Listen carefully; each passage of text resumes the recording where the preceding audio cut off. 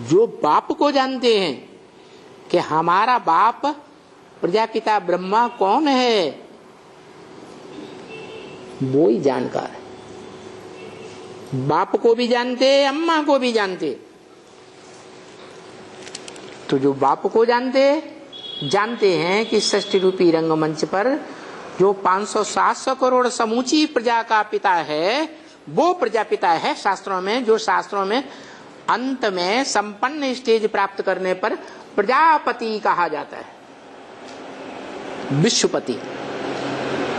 पहले विश्वपति होता है, पहले पति होता है कि पहले पिता होता है? हैं? पति पहले होता है, पहले पिता होता है, बीज बोने वाला। 500-700 करोड़ सृष्टि जब तैयार होती है, मनुष्य सृष्टि जो ज्ञान लेती है कि मैं आत्मा हूं, तो वो आत्माओं का बाप इस मनुष्य सृष्टि रूपी रंगमंच पर मनुष्य रूप में प्रत्यक्ष होता है। जो बोला है ब्रह्म वाक्य मुरली में, क्या फादर है तो फादर जरूर मिलना चाहिए, और फादर सिर्फ कहे और फादर कभी मिले ही नहीं, वो फादर कैसे हो सकता? सारी दुनिया की जो भी आत्माएं, मनुष्य आत्माएं हैं, सबसे आकर के मिलते हैं। किससे?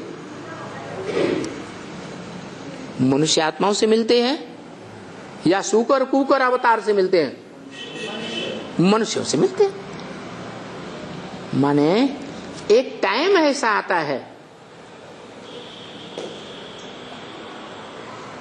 महाविनाश के समय, जब महामृत्यु होती है, हर मनुष्य आत्मा के शरीर का नाश होता है।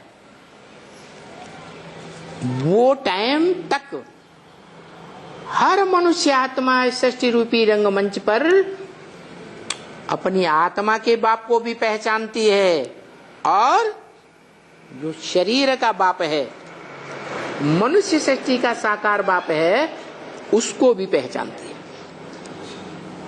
क्या?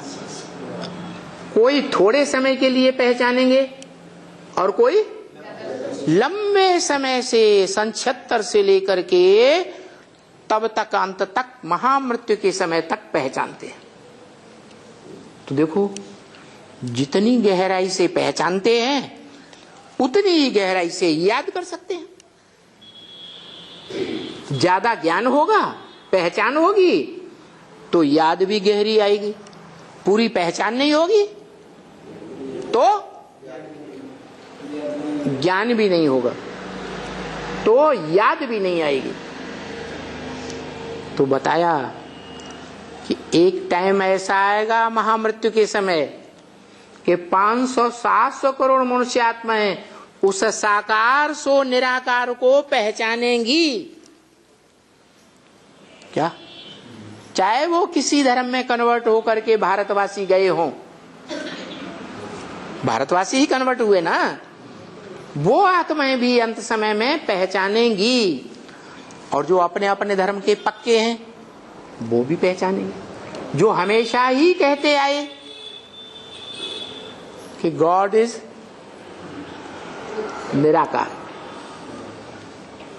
कोई भी विधर्मी विदेशी ये नहीं मानता कि भगवान साकार होता है, लेकिन अंत में उनको मानना ही पड़ेगा।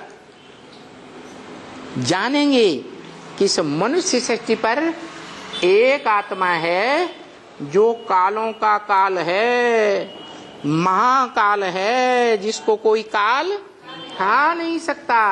वो सारी दुनिया को खा जाएगा। वो बरकरार रहे।